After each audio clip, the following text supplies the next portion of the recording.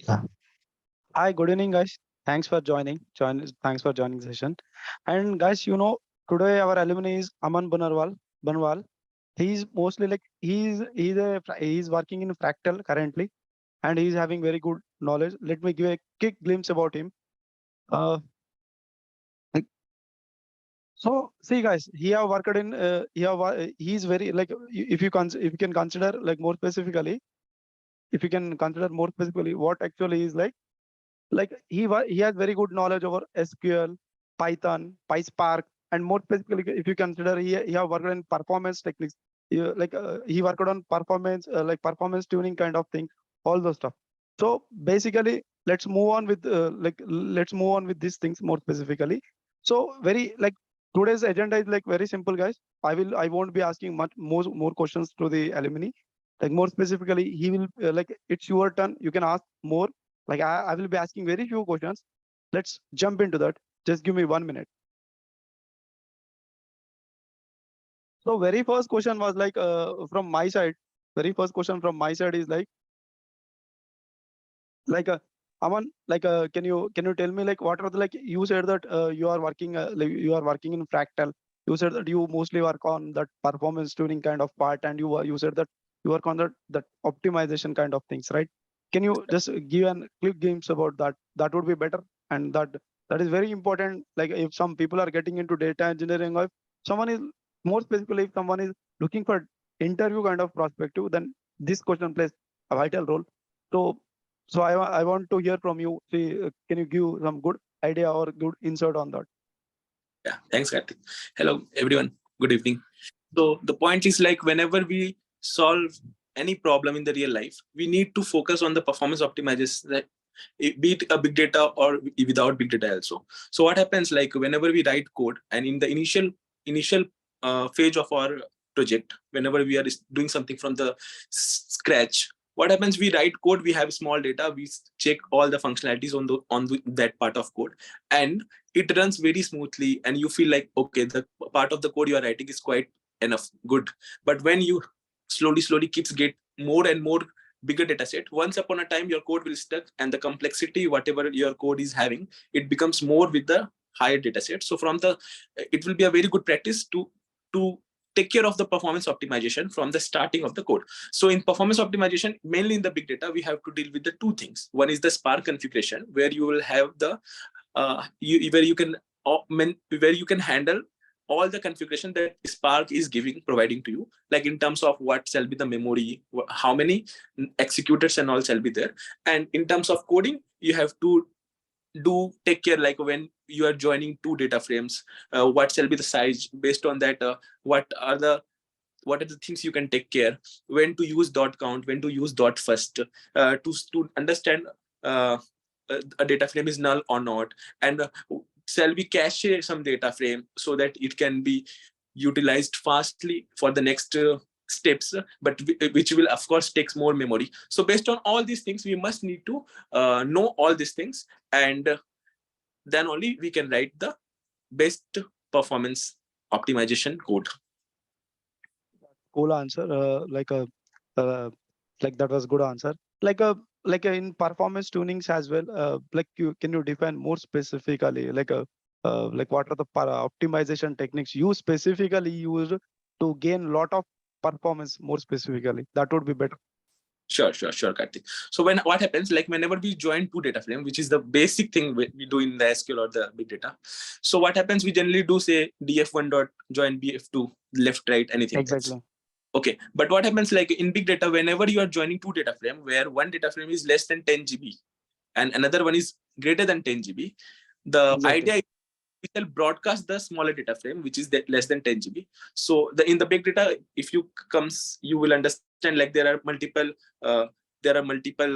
yeah, we have cluster, and in the cluster we will have so many nodes and executors. So what happens, the time, like in each node we have some part of the data frame but not the entire data frame. So whenever a df1 searching some elements in df2, which is part, say 10% data is present in node 1, again it will search in node 2 and node 3, and each time, like for each record. So what happens, the node shuffling happens more, and because of that it takes more time.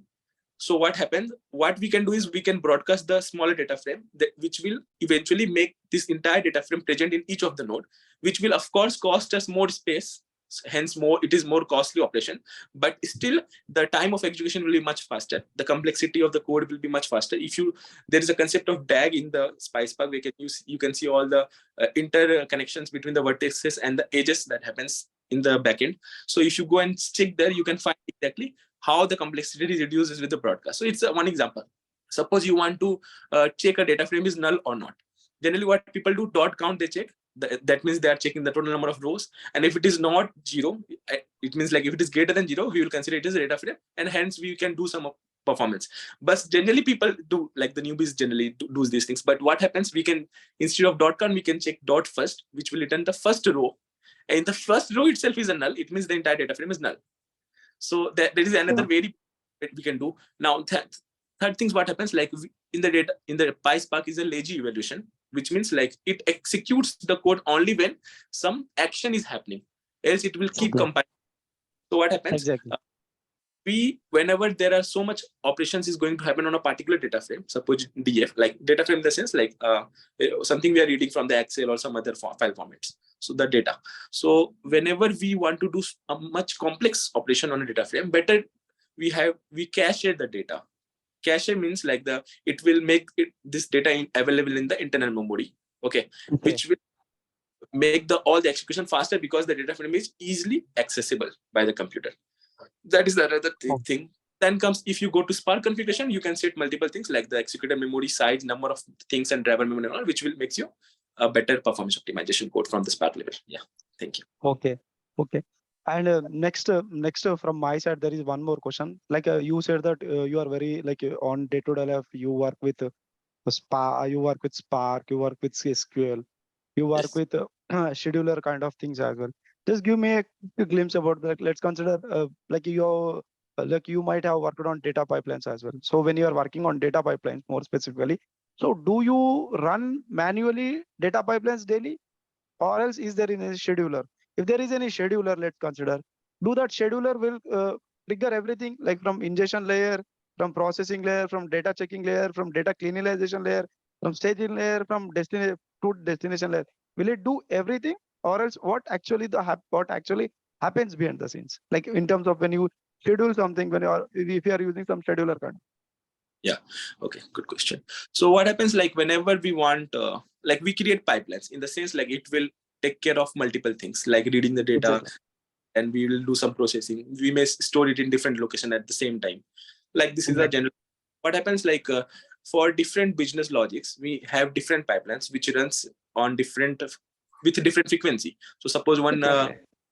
one like and like there might be different kind of projects. A simple project I'll show, like if you are web scraping, if you are doing web scraping of a particular website, where like suppose Flipkart, or just for example Amazon. So there they have sell crores of products, and you want to take care of all these things with their, of Exactly. course, permission. So what happens, you have a lot of data, and what you want, every day I want to check whatever the products they are showing for particular key terms, keywords. Okay, so what happens, you want to run the pipeline every day so that you will have a lot of data every day. Now for some business logics you will have weekly pipelines, like where you want to check some conditions, or you want to run the pipeline only on weekly or monthly basis. So generally scheduling a pipeline is of course a must whenever it comes with a real-time data. But what happens, suppose because of some issue, one pipeline may fail, maybe in the copy activity, maybe in the some cleaning activity, or maybe in some processing activity and all.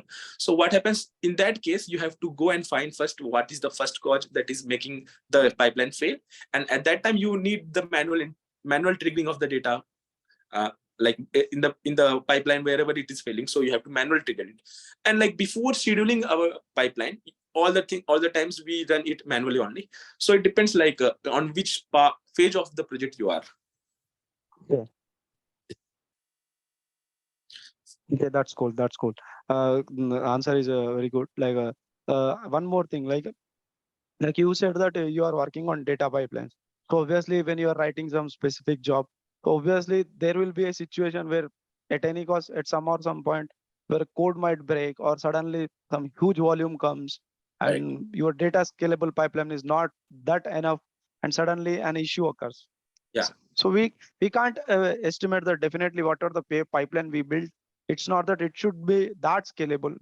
It will not break. It is not the case. So what my question is like specifically, let's consider if you got some issue more specifically, so Yeah. what you will do? Let's consider you got some Spark job, some job has failed.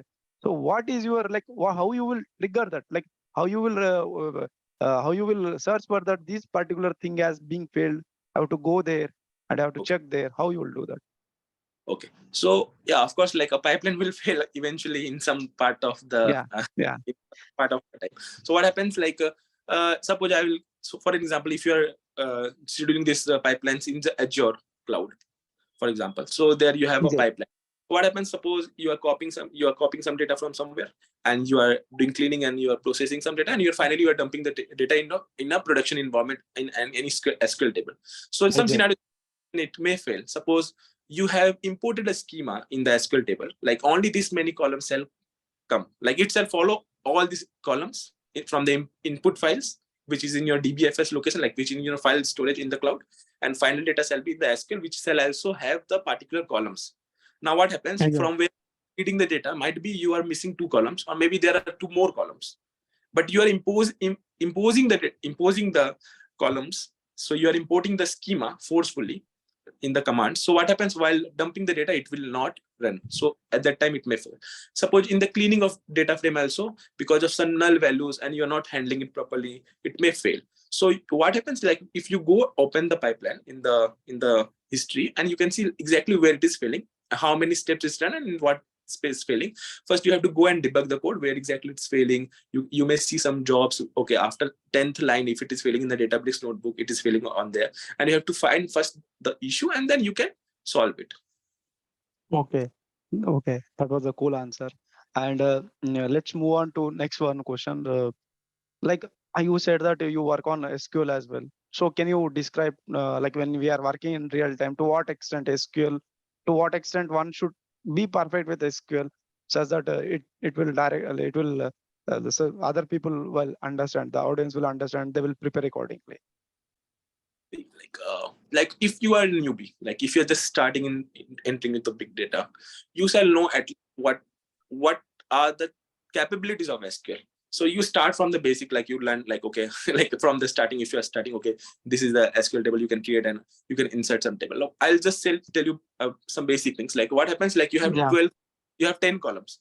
After yeah, there is a new business requirement, like you have to insert two more columns for all these records, history records. exactly, exactly. One. Now what happens, like in the big data you have different SQL queries also. Like we have inner join, but we also have left anti join, we have left semi joins. So Yeah, first you shall be aware of the basic terminologies and basic power of the big data in the PySpark okay, level, SQL level also. So these are the first thing. Now you have to know, okay, if something is failing, why it is failing, and also uh, so you can learn all the SQL basics, all these join operations, all these filtering out operation and window operation where you can group by aggregate and basic things, and that will be good if you're a newbie. And over time, whenever you will work in a real time project, you will face the problems, and that accordingly you can learn, because you will not learn everything to to get into this domain. So you learn okay, basics, and then you keep learning whenever you face problems in the real life problem. Yeah. okay. That That's a cool answer. Okay, there is just one more final question. So let's consider if someone wants to get into fractal, like you are currently working at fractal. So if correct. someone want to get into fractal, what are the rounds more specifically? And as a fractal, like what fractal expects from a data engineer? Someone wants to get or join into a fractal. Like if Yeah. someone wants to join fractal, what actually the fractal expects? Okay. So Fractal, like like this is now a $1 billion company, and it's like its expectation is high. They what they generally prefer is like there will be some like it's not the strict rule, but what exactly generally happens is like they follow up with a say 1 or 2 round of 2 hours of a coding challenge where they will have some cloud challenge, some questions from the cloud and some questions from the Python if you are from Python background. Like it depends on like person to person. If someone is more comfortable in Scala, the question might be from Scala. If it is more in the Python, they can ask in the Python. They ask some to create some data pipelines as well, like in the And after that, there might be generally 2 rounds of interview, where the first round will be very technical, where they check your code depth. If you are a like more experienced person, generally nowadays, like as the hiring is free, like they are more concerned in the like 2 years of experience or 3 years experience, because they are more client oriented easily. But if not, even like they are hiring very much of the freshers as well, mainly from the colleges and all. So they expect you to know, at least from the big data, from the data engineering side, they want you to know more in the PySpark and Python. And Git and all is like basic thing, you would be knowing that. But the main backbone is the PySpark, SQL, Python, or any other programming language, with some sort of your like a good analytical and problem solving skill, because they will check your what is your computational power in your mind. That's all. That's cool. That's cool. And like final question, like a final question. The thing is like, so as you work on like as you are a data engineer at Fractal, so Fractal is more specifically it's kind of like data engineering, data analytics kind of particular data engineering kind of company only. So Yes. for that, in that context, I want to ask a very final question. Like as a data engineer, what you will do? Let's consider you go. Let's consider you daily. You will go from Monday to Friday. You go to office, or you work on from Monday to Friday. So what you work on day-to-day life? Like what is the challenge? What are the things you will do as a data engineer on day-to-day life? What are your duties more specifically? So I will say like data engineer is like most exciting job right now. The like the kind of work you do in the data engineering is also so a lot of things to do. So you may think like you are a data engineer, maybe at the same time you are doing web scraping as well. So you are getting the data from the web scraping. Another reason is like some business is giving you data, and there your main code is, even you are a data engineer, but your main part of work is only the PySpark. Some person like who is a bit senior, who knows all these things, they're mainly focused on the performance optimization. Some person is mainly like scheduling the pipelines, mainly focusing on the pipelines, because why it's failing, if it'll run more smoothly or not. Some people are more focused in the SQL. So it depends, like project to project, it depends on the role to role, and the people to people, like what is the strength in the project, what task you will be getting, like that.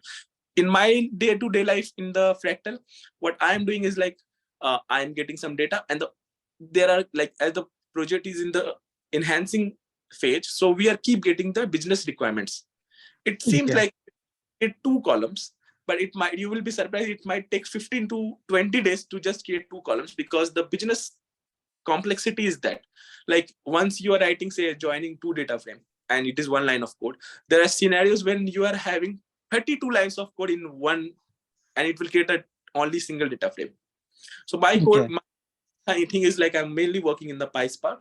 So there are some business scenarios, and that we have to get into using the PySpark code, where we have data and we want these columns, we want this final outputs, and mainly I work in the PySpark, and I create some pipelines, and all these things I take care. Like it eventually changes also day to day. Suppose they want some other requirements, so I'm doing some that also. It it varies day to day. Okay, that's cool. So now it's my questions are done more specifically. So we'll pick up some audience questions from the audience. They will be they might some people might be raising their hands and they will try to unmute and speak. Some people will ask some questions over the chat. I will try to read out that. You try to provide some good insights according to your experience, Aman. That will be very helpful. Sure. So let's pick some few questions. Like there was a question from Vikas. Uh, there was yeah, Karthik. Yeah. Because we were asking that. Vikas was asking about your intro. Yeah. Aman has like more. Aman has worked in like more specifically. He's worked on TCS. He work now currently is working at Fractal.ai. And Aman has a very good exposure more specifically about like more specifically he worked with optimization techniques, performance tuning, Spark, Spark SQL, Python Spark. All these are the like he's like you can consider this is what actually the intro about Aman more specifically. So that's cool. Uh, and like there is a one more question from Shashidhar. He was asking how many lines of coding you do per day, and how does your code improve the efficiency of the code? Like how like what you like the code which you have written, how it how it made that efficient? How was like how like the code which was earlier and the code which you have written? Yeah, Like yeah, yeah. what is like you understood right? What I'm specifically asking. Correct. Yeah. So as I said, like it's sometimes what happens to create two columns in logic, but there will be so many scenarios that for creating two lines of logic, there might be say 500 lines of code, because you will create so. But if you ask how many lines of code I write daily, it's not exactly will be same every day. Might be for some day, maybe it will be 20 lines of code. But for some days, maybe it will be 100 lines of code. But overall, if you consider, I have written more than 2,000 lines of code for one functionalities. Like just for one functionality, I'm saying. So you are creating a def function, say def ABC. In that function, there may be 2,000, 3,000 lines of code, which will keep calling different functions, and it will create a lot of inner process. Finally, we want it 5 columns. We have 10 columns and we want 5 columns. But in between that, we might create 30 columns extra, like that. It depends. Yeah. Cool, and as there was one more question in that only. Earlier, how much time it was taking, and after the code improvement, how much time it took. How much improvement we got. So what happened, we have written a code and it was running smoothly for 10K dataset or so. And when we got a very huge, a very big data, we were expecting it to run in some 3 to 4 hours, and it was taking around 30 hours, and it was failing after 30 hours because the executors were not getting enough memory, and it was keep blocking and it was keep failing. And finally, the entire task got aborted. So what happened? So the expectation was 3 hours, and it was not running in the next 30 hours. And after the code improvement, it again came into the real scenarios at 3 to 4 hours working fine. That is cool. There was one more question from Sahil. He was asking any openings for freshers data engineer at Fractal. I'll say I'm not very sure, but what I know till now, after discussing with the TA and all, right now they're not hiring fresher from offline, online jobs, but they're surely hiring on campus for the freshers. And for this, for the seniors, for the experienced people, they are hiring generally 3+ years of experience right now, as of this month or so. Okay. So so I request you, if some people, if there are some people who are freshers over here who have joined this webinar, you try to refer them. You just try to ask for a TL, and that would be better because there are some people. Actually, they are very friendly. To be true, if there is really requirement, and they love to hire people. Okay, that's good. Okay, that's good. Yeah, there was one more question, Aman. Pawan was asking, how do we allocate memory in Spark job more specifically? You asking. Okay, so I consider this question is about the memories in the Spark. So that there are generally 3 kinds of memory, more also. So there is one driver memory, okay, and one is executor memory. Exactly. Okay. Yeah. So generally, at first it seems, suppose you have some say 500 GB, and out of that you want 100 GB to give to driver memory, and the other you want to give to the executors. Okay. But ideally you shall give some buffer for that. Say if you are having a laptop of 12 GB RAM, you generally don't utilize the 12 GB. After 10 GB, it starts performing little slowly.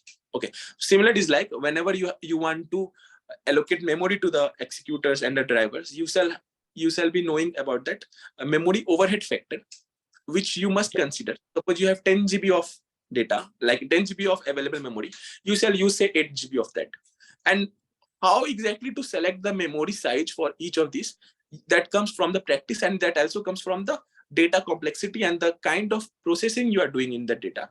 Okay, so you shall know the type of data, and finally you shall know the process that you are going to follow, and then you can decide. And also it will not come eventually. Say if you know, okay, for this data and for this processing, this shall be the configuration of this Spark memory and the memory over factor, network over time limit, and all this. No, you have to check for your data, and you have to tune it according to the data stage, and then you have to take a rough estimate. Maybe after 50 times, if it increase, you have to increase into 10 times all this memory, like this roughly way. Yeah. Okay, that's cool. Pawan Kumar, I hope Aman has answered your question. If not, you can unmute and ask. That's fine. Okay. Yeah, Karthik. Yeah, I'm audible. Yeah, you are audible, Pawan. Yeah, if you're getting a file size as a 100 GB, for example, so we need to how do we allocate for the driver memory and also executors and all will the number of codes and also the number of mappers, how we allocate the it's based on how we allocate for the mappers also. Correct. So so the point is like that is what I said. Like it depends totally from data to data and the type of complexity that you are following. But for say basic, what you consider, you may keep your driver memory say 20%, but still it will depend on the type of operation you are going to follow, and the rest you can divide into the executors. The number of nodes you can make it in between 2 to 18, generally in between 2 to 18 depending on your data set again. And you shall give uh, minimum executors at least 2 or 3, and maximum you can keep it to 8, 10, or in some cases 15. And all these things you have to tune and you have to understand what exactly is fitting for your data set. But it's based on the mappers, right? How we do like mappers, it's how it's based like mappers. It's a scenario based on the mappers. Okay. So how we allocate that? Like you are asking what is the process of allocation, or what shall be the configuration? So configuration okay, but what I am saying means if default the mappers will be the giving us a 4 mappers. So how we allocate the based on the size of the file size mappers. No, by default there won't be 4 mappers. By default 4 mapper is in like map reduce kind of things. This is a Spark, right? When we are working on Spark, it is different. Pawan, Okay, forget. it is different. It is different. So let's consider you are working on Spark. It might be. So when you are reading some 10 GB, or let's consider 500 MB, or some, let's consider 2 GB of data. Consider when you are working, when you are reading the 2 GB of data into the Spark, what actually happens? Spark, this RDD, what it will do, RDD will store your data in terms of partitions, right? Am I correct? Yes, Am yes, I correct, right, Pawan? So how can yes, yes. you consider that mapper? Here there are no specific default 4 mappers would be there. It depends upon the data. It depends on how much data it is coming. So it depends upon that. We'll use Spark Submit, and according to that, we'll try to allocate everything. Spark Submit configurations as well. I think so. So according to that, like we'll try to based on, let's consider. See, there won't be the scenario until and see, you won't touch Spark Submit until and unless some bigger things is happening. Let's consider suddenly tomorrow, today, see, when you are developing some pipeline, what actually happens? You will keep everything in mind. So you will keep everything in mind. According to that only, you will ask for the resources. If in case, let's consider somehow tomorrow, suddenly you got some huge amount of data which actually you haven't expected. Let's consider you haven't expected that much of data will come actually. So in such cases only you will go again for Spark Submit. Got it? Okay, got it. I think I have clarified your answer. Yeah, yeah. Okay. Or else you can ask, no issues for that. I have one more question, Karthik. Can I Yeah. ask it? Yeah, you can Yeah, ask. You can ask Raman. yeah. Hmm. In Scoop job, we have the 100 tables, for example. So we need to load into the only for the 95 or 94 tables like that. So how it will be the load the tables like that? You I'm can sorry. yeah. Aman, you can ask. You can answer, Aman. You Actually, have worked on. I'm sorry. Okay, that's cool. Yeah. Pawan. So the Yeah. answer is very simple. Like you can use exclude table. Exclude what actually is needed. You can include, and what actually is not needed. You can exclude. Hyphen exclude is an option will be there. Exclude option will be there. According by using that in scoop, you can directly exclude what actually tables you don't want. Okay. It will be Got it? applicable like columns also, only tables only, right? It will be no. It will apply. You can see if there are multiple tables. So it's a complex task. Like what? Like let's consider if you're having 100 tables from each table. If you want some that specific columns, then it's a very bigger task. So it won't happen. So but if you're having 100 tables, in 100 tables, if you want only some particular tables, then there is an option of exclude tables which actually you want. You can include that, and which you don't want, that you can exclude. I can exclude. If you don't, if you still, if you can just Google it. If you don't find, you just contact me. I will try to help you out. Okay. Okay. Okay, that's cool. Sure. There was one more question, Aman. There is one more question from Tejas. He was asking that what should be the steps? What should be the steps to process 1 TB data in Spark according to you? Like if someone wants to like process 1 TB of data, what would be the process he was asking? 1 TB. 1 TB. 1 TB is a very rare data set that generally people will be getting into. I have also not got chance to work in for 1 TB. But the question is, the question is like, what shall be the process of reading it, or what is the exact question? Yeah, Tejas, you can unmute and you can speak. Yeah, I want to ask like what are the ideal steps to process large data sets like 1 TB or less than 1 TB, like that? Oh, things will be like similar only. Now it comes into different scenarios. Say like you have 1 TB of data, but is it like stored in different folders?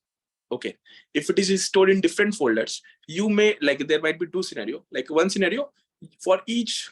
Suppose that 1 TB is, data is in say 100 folders. So if it becomes say eventually 10 GB for each folder. So you may process 10 GB of the files and in batch, and for all these 100 folders you may run, and all these outputs you can finally dump into some other location. This is one scenario. For second scenario, if all this data is present in one folder and you cannot filter it before using it, then you have to read it eventually in normal Spark way. And as it is 1 TB, your all these memory locations and your cluster size shall be very much scalable, and you shall always take care of all this performance optimization, whatever is possible from the starting to end.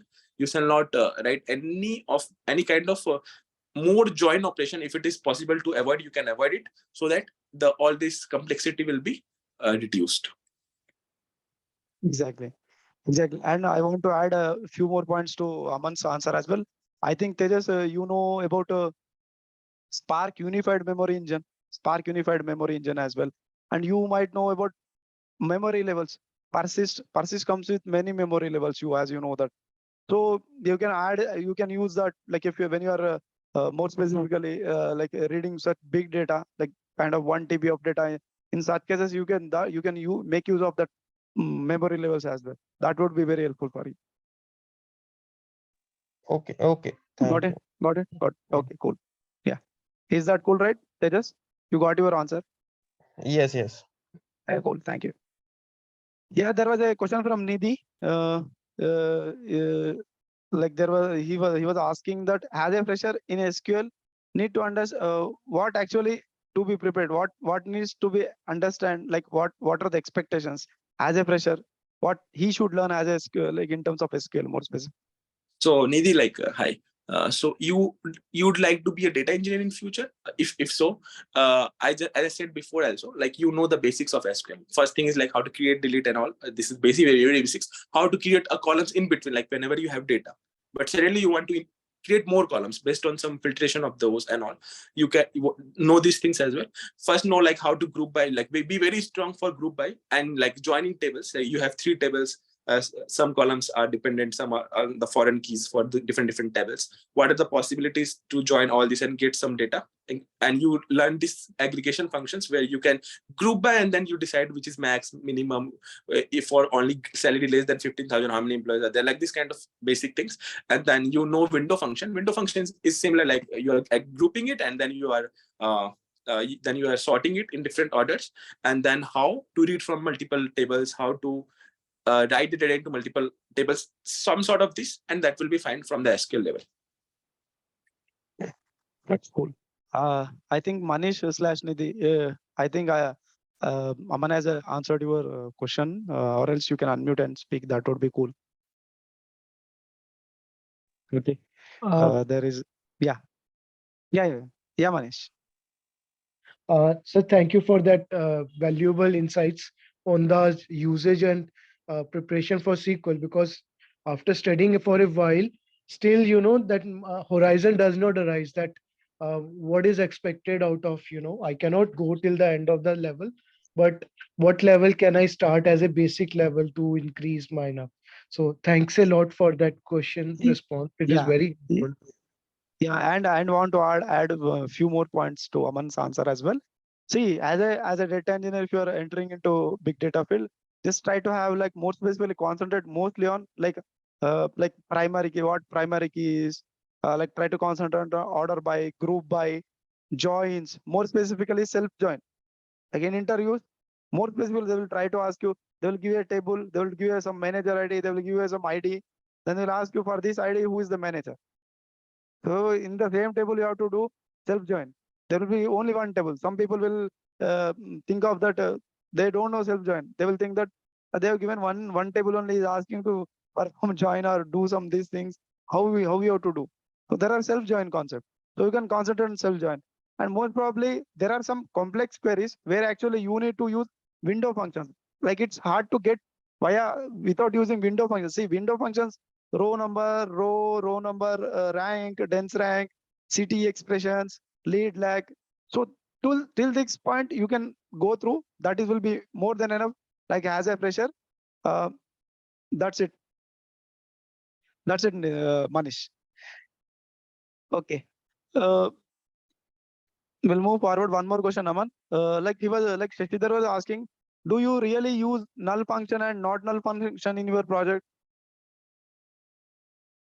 Yeah, of course, we do, because we need to check sometimes whether like whenever we are processing some data, we some of the columns will be like where we may get the data, we may not get the data. And when we are dividing the data into smaller chunks, we want to check for this much data, there is any values or not.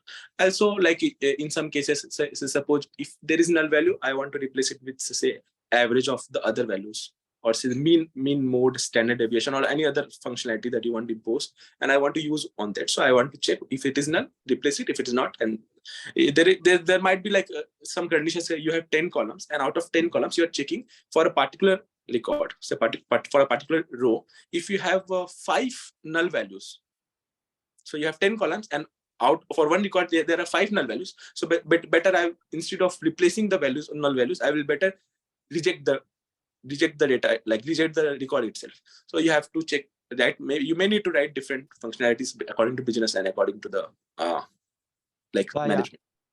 Yeah. He's asking one more same like there is one more question same from him only. Like he was asking if you use nulls and not nulls, then how you delete the duplicates and get the exact data?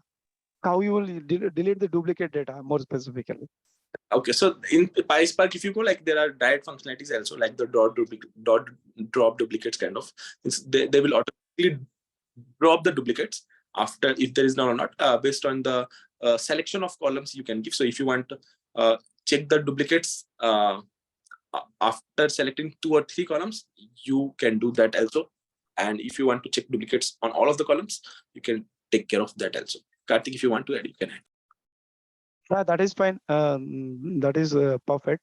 And he was asking one more question also, Aman. Like he was expecting that, like a like you work as a data engineer. So how frequently will get data from clients or client servers, client or from some server? Is it dependent upon some sprints, or like he was asking, like is any time bound? Yeah, Like how frequently will get? again, it depends project to project. So suppose if you are working in a banking project and you are creating some applications, say maybe very basic, but still it's like most citing things, they say credit card fraud detection, or like you are grouping the data and you're creating some like you're creating some short of people. So these are people are like going to buy surf excel of, say, less than 1 kg, like they want to just do some sort of this kind of projects. So in that kind Okay. of project, keep getting the data over sprints. Maybe you may get data, say, in each month, or maybe in each quarter, or sometimes it may like not follow any pattern as well. And the data size will keep increasing, and also you may keep get data from different vendors, because generally we are purchasing the data or we are creating the data, but creating the data is not a very good thing, because that is not real time. Maybe we are just creating a false data which will never come to a real scenario. So generally people buy data from different stakeholders, and generally what happens, you are buying some data from company A and then company B and company C. Finally their column names and all are different, so you can do pre-processing sort of things also before merging the data and using it. Also in some cases you are not getting the data, but you are itself generating the data.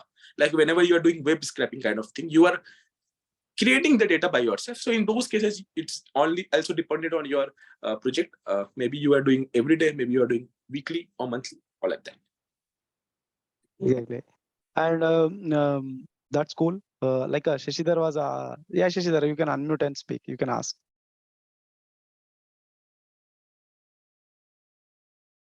Hi, Shashidhar. We are not able to hear you. I think there is some audio issue from his end. So that's cool. We'll move with one more question.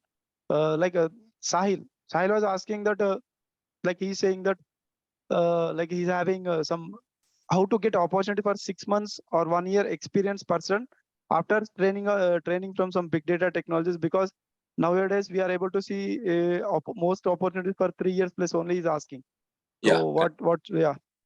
what So would be then your if you like true, like generally what nowadays companies wants is like they will hire you as a data engineer and they will directly dump you into some real-time projects where exactly they are facing some issue. Like there is some scenarios are happening. So the code writing is more complex. Earlier it was taking one person to write the code, but now they want 3 to 4 people. So generally they want to hire more senior people because they will have access to all kind of functionalities. But even as a fresher, if you have very strong knowledge, you can be hired easily. Even you may have 1 year of experience, but you know all the things, and company is going to hire you, company is going to pay you as well. So thing is, like I will say, just cover up all the things, but not all the technologies. Like some people are coming up to me and they're saying like I am also learning Power BI, because in interviews they're asking Power BI. But no, that is not a big data thing, or that is not a data engineering thing. Some people are coming and they're asking ML question as well. So I'm learning ML as well. But no, you cannot learn everything because there are different domain at itself. But in the data engineering side, you know, one programming language, especially Python, if you are comfortable, because it is easy to write and company also preferring that. So Python, SQL is of course, Spark. So in Spark, maybe Scala or PySpark, as these two are more famous. PySpark is a bit easy for the newbies to learn and write the codes. So PySpark value is also there, but Scala is like more fundamental and you have more control and sort of things. It's more faster because the Python integration is not there in between that. So you can learn PySpark or Scala Spark, both works. These three things you have to be solid, and performance optimization a bit because you just know all the things in PySpark. If I say you shall know window function, you shall know UDF, which is user defined function, which you are creating in the PySpark itself. So at least you know the things. Suppose someone is asking, UDF, you say I don't know UDF, but UDF learning is only one day thing. At least the basic you can cover it. So you just know all the things. You just learn the topics. You shall know anti join as well. You shall know left join as well. So you just cover up all the points, and later you be slowly strong. And you, after learning a bit, you can start preparing for interview. They will hire you even you are 6 months or 1 year experience as well. So I want to add a few points to Aman's answer as well. See, it's not like so I don't know, you are saying that 6 months or 1 year experience guy. See, what I want to tell you is like, if you're having minimum 2 years of experience, so what I'm observing from literally been 6 months, what I'm actually observing is like I help multiple people who want to get into data engineering. So what I observed is like, if every company is expecting minimum 2 years of experience, if you're having minimum 2 years of experience, then you can consider that your line is clear and you will get a lot of opportunities. And when it comes to opportunities, how to get opportunities? If you know how to use LinkedIn, if you know how to use this Naukari, then you will be rocking. You will getting a lot of calls. So you have to understand. See, one thing I will tell you guys: if you are applying directly on LinkedIn, going to job, just clicking on that job and just applying on the job, going to Naukari and clicking, just uploading one resume, just started applying on continuously just applying on job, it doesn't work. It doesn't work. You have to understand. If that is that simple, then everyone would get some 20 to 30 calls daily. So that is not that simple. So when someone is designing some product, Naukari is one product, LinkedIn is one product. When someone is designing some product, there are some set of algorithms behind the scenes. So everything works on that set of algorithms. Someone is let's consider when you are searching as a big data, when you search on LinkedIn for big data developer, the moment you are searching for big data developer, you are getting lot of profiles. You are getting lot of profiles. How they are getting? How they are getting? You just have to understand. Simple logic. Just try to understand. Your big data is matching with some big data. So what should be your aim now? Your big data, whatever your LinkedIn profile is there, right? That should be well structured. It should be well structured. So that is one thing. And there are multiple things when it comes to LinkedIn. You have to post, you have to poll daily, you have to post daily, you have to like fund of LinkedIn is like the maximum you reach to the people, the more you will get the opportunities. More you will get the opportunity. You have to poll daily, you have to post daily. When it comes to Naukari, there are multiple techniques. I don't want to discuss all those stuff, but if you know how to use perfectly LinkedIn, if you know how actually that Naukari works, then it's like cakewalk for you. You will get a lot of opportunities. It doesn't matter. Yeah, there was one more question, Aman, from Ramchandran. He was asking, what are the data quality checks you use in your project?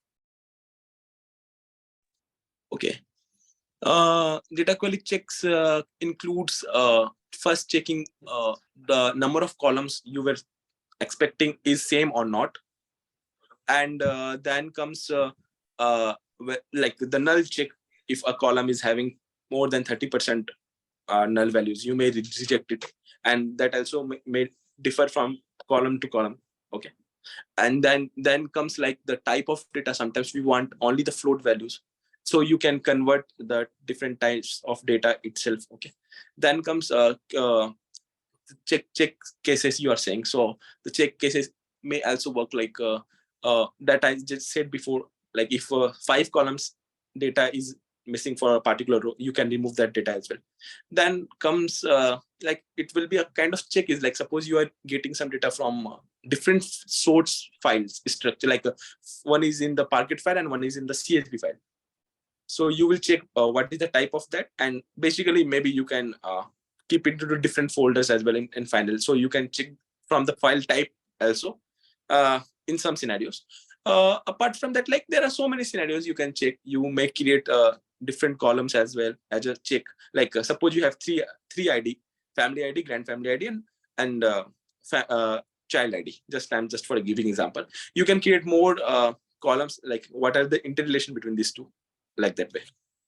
And finally, you can check on that columns as well. Yeah, there was one more question from Vikas. Vikas, you try to connect with me. I will try to help you out. I think you have my number as well. Like Gautam. Yeah, Gautam was asking some kind of like Gautam, you can unmute and you can ask Gautam. Hello, Gautam. Hi, Aman. Can you able to Yeah, hear me? yeah, Gautam. You are able to. We are able to hear you. Okay. So what kind of cloud you use as part of your work, Aman? And like what are services that you use if you're using cloud? Right now, like I'm working in the Azure, so I'm working in Azure Databricks pipeline, ADF, this kind of like sort of things. Now he was asking Okay, like so what kind of services you work on day-to-day activities, like you use only particular ADF on day-to-day life. Yeah, I use ADF in day-to-day life, and Databricks. I write code in Databricks, and then we get it linked to the Azure DevOps and all sort of things. Generally, we do, but it's not about like which cloud you're using and what. Say you may prepare more on the AWS, and but finally the client you are getting project is in the Azure, and it don't specifically you have to stick with a particular cloud. But knowing one or two cloud is of course good, so you can stick to that as well. so if you're using cloud, like how do you schedule jobs in cloud? Like just like as per curiosity, I'm asking. Yeah, like scheduling jobs in the sense scheduling pipelines. Yes. Oh, so in there is an option in the ADF. You can create a pipeline, and in that generally the pipeline is like you can get some data from a particular source, and then whatever you are doing, say like there are some drag and drop options as well. So like you're dragging something and it becomes a copy activity. Then again there are multiple like arrow things, like you can try it with Azure Databricks if you want, like Azure ADF you can want. So there you can drag and drop, and you will get it some. You can connect it with different notebooks, maybe in series or parallel, and then comes the scheduling time option, like which say first week of every month at 7 p.m. UST. In that way, you can schedule the entire pipeline. Okay, yeah, thank you. I think Sagar, you got your answer. It seems right. Yeah, I mean, like, can we also use Airflow to schedule in Azure? Yeah, Aman, from your end. Which flow? Airflow. Yeah, Yeah, you can use Airflow as well in AWS. but real time, most of the things can be done by using ADF also, ADF, right? Yeah. Okay. Thank you. Okay, that's cool. Okay, we'll move forward with one more. Like we'll try to pick few questions, a few more questions. Aman, like there was one more question from Shashidhar. He was asking that how we'll get to know that there is a data mismatch exactly at which stage, like more specifically he was asking. What And what is the meaning of web tracking? Like he was asking that how you will get to know that there is a data mismatch exactly at which stage we will get to know. More specifically, he was asking in that manner. Asset statements, if you are writing the code in the Python, okay, and following the Spark and all, so you can use asset statement. What happens, like you have a data frame and then you are doing so much operation, joining and filtering and all, but you are not removing any data, like you are not removing any row. So finally it shall have still the same count as doing all this processing. So you can write asset df1.count equals to df2.count.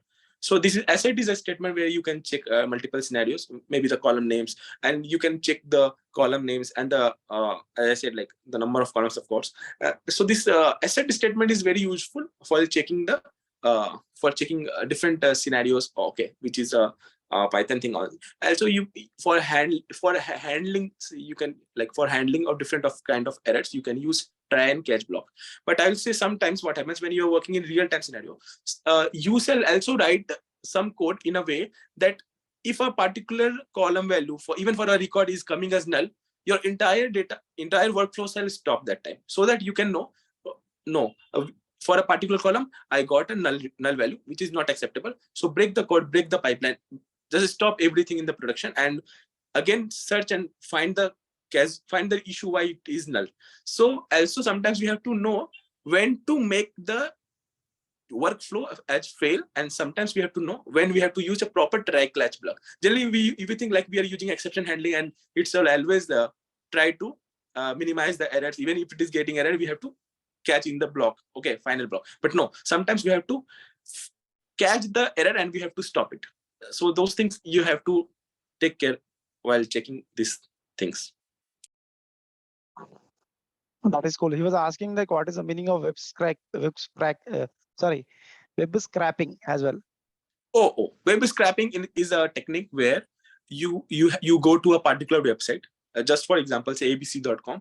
You go to abc.com and you can fetch whatever they're showing in the website. So it's like just like you are just the HTML codes, HTML CSS codes that they have in the back end, front end. So that those things you can use. So for scraping in the sense like fetching the data whatever it's been displayed in a particular website. So suppose a particular company ABC is having some fashion products, and another fashion company want to know what they are showing in their website, so that accordingly I will also create those kind of products more. I will advertise for those products more, because this is the most important. Suppose the L'Oreal is the most important, most popular brand. The L'Oreal brand, whatever products they are showing, I will also create those kind of products, or I will advertise only those kind of products. But of course, there comes that is the business thing. Like both parties have to agree and all. So you cannot directly web scrap for a particular website without their consent. It is illegal. So you have to take care of that. Yeah, that's cool. Mm. So almost like there was one more question from Ramchandran. He was asking that one more question, like he was asking like he's asking more specifically of SCD types, like SCD types in data warehouses, right? Have you worked on any data warehouses? Like you have ever come across a SCD, right? Slowly changing dimensions. Not actually. Sorry. Okay, that's cool. That's cool. That's cool. Okay. So like Venkat was asking, like, is Python mandatory for PySpark developers? See, without Python, without Python, how PySpark will be? PySpark means Python with Spark. Python plus Spark is PySpark. So if you exclude Python, how PySpark will be? Venkat Reddy, what's your question more specifically? Hello, hello, Yes. Venkat Reddy. One second. Hello. Hey guys, can you hear me? Yeah, I'm able to hear. Okay. So Yeah, we actually working on a data, our data marts which are there on SQL Server migration into Hadoop. So as part of yeah. that, we were using PySpark. So we code only the PySpark specific syntaxes and all, and we don't use any Python specific. But when I go for interviews, many people are asking for Python. So I'm just wanted to understand like how extensively Python is used when we Okay. did I not got your connect answer. off with any Okay. I got your question. He was asking, right? He was asking like Aman, Yeah, yeah, when we are working on PySpark, so obviously we are using Python. The Python which is used in like the Python which is used when we are writing Spark is like very minimal. You also know that. And Yeah. when we like similar comes to Scala as well. When we are writing Scala Spark, the Scala which is being used while writing Scala Spark code, like that is very minimal, not that to that higher extent. So he was asking that when he is going for interview more specifically, they were expecting Python things, Python Yeah. like more specifically, like how much level he should like how much level he should concentrate on like Python. Python. So of course, Python is a like kind of must. It's if even if it's not like, because when you will be working in a project, in maximum of the projects they would look for Python as well. So I will suggest like if you have a bandwidth of say 15 days, you learn 15 days of Python. It's not recommended, but even in 15 days you can learn a lot of things. Okay, so basic things of like you have to cover like list comprehension, and this like creating function, of course exception handling, and then some sort of like you go and do some sort of like a basic thing like how to use for loop and all. Of course you'd be knowing maybe in different language. Because these things are needed, because when you are writing code in PySpark, that time also you need like if you are properly writing code in PySpark, you may need to run proper for loop, and you may need to remove some items from a list. So you can use list to set conversion, then set to list again back to get some not the duplicates. So some sort of Python you must be knowing. So you just know like the list comprehension things, lambda function, like so that your code number of lines of code will be less, and some famous terms that comes in Python, and the basic thing like oops concept and all. And what Python version is important with Spark and all. So you can just get into this 15 days. Why will be at least good to be good in the interviews as well. I hope you got your answer, Venkat. yeah. Thank you, Karthik. Yeah, I thank you, got Venkat. my answer. Yeah, that's cool. Anyone having any doubts, guys? Like if you are having any doubts, like can unmute and speak. It's been we have completed our time. We have asked our alumni for 1 hour. So like it's been 8:30, like more than 8:30. We crossed 8:30.